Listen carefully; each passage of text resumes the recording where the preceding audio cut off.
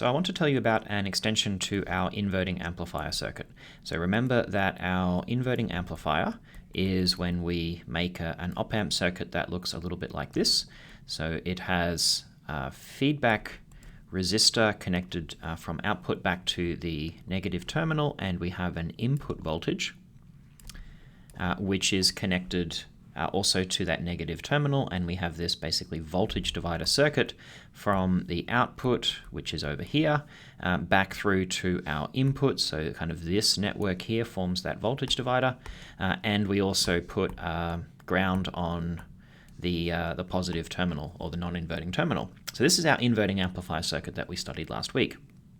Now, what if we extend this circuit? And one way that we can extend it is we can connect a second input. And we could, for instance, connect it basically into the same location, so also connecting into this inverting terminal. And in fact, I could do multiple. I could have many such inputs connected. So what will happen if I actually build this circuit? Well, let's go ahead and analyze it. So I'm going to name these resistors as R1, R2, and R3.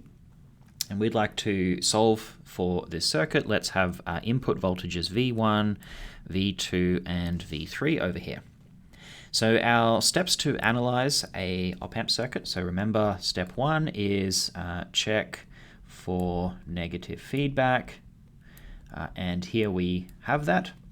We can clearly see that there is this feedback resistor that connects into the negative terminal. So we're all okay here. Yes, we have negative feedback.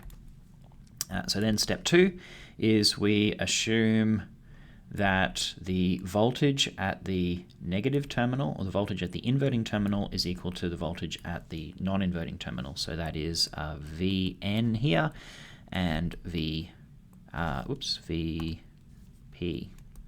and Vp. So we assume that these voltages are equal. That's the work that the op-amp will do. And we also assume that no current flows into the inputs.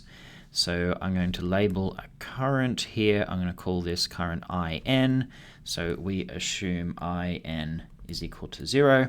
And also current flowing into the positive terminal is also 0. So with these assumptions, we can now proceed to analyze the circuit.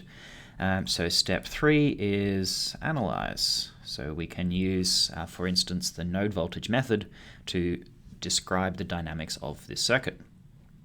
So let's do that. If we write KCL at the node labeled as Vn, then here's what we will get. So looking at our input branches first, the current entering, I'll draw this, I'll express this in terms of currents leaving the node. So same as I would do for a normal nodal analysis. So currents leaving will be Vn minus V1 divided by R1. That's the current leaving along this this sort of top branch. And then the current leaving through this middle branch will be Vn minus V2 divided by R2. And then the current leaving along this bottom branch will be Vn minus V3 divided by R3. And then there's no current flowing into the op-amp, so no need to write any current entering or leaving there. And then there will be a current that leaves like through this branch, through this feedback branch. And so that would be Vn minus Vout divided by Rf. And all of that together adds up to 0. Now we can simplify this. We already know that our voltage Vn is equal to 0. So we can substitute Vn is equal to 0, right? That was one of the assumptions that we made right at the beginning. So Vn is the same as Vp, and Vp is 0, so we can substitute that in. And we will end up with negative V1 over R1 minus V2 over R2 minus V3 over R3. And I'm going to bring the output voltage to the other side. So that will become VO divided by RF, output voltage divided by RF. And so we're pretty much there. I'm just going to solve for the output voltage, so I'm just going to multiply the RF to the other side, and I'm going to swap which way I'm writing this equation, so I'm going to swap the left and the right hand sides. So this gives me output voltage is equal to all of this, so that is negative V1 over R1 minus V2 over R2 minus V3 over R3, all of that multiplied by RF. And this is our expression for the output voltage of this particular circuit.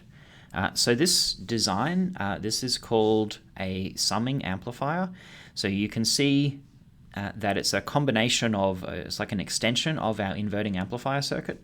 So we have that the output voltage is proportional to the sum of our input voltages, but we make them negative.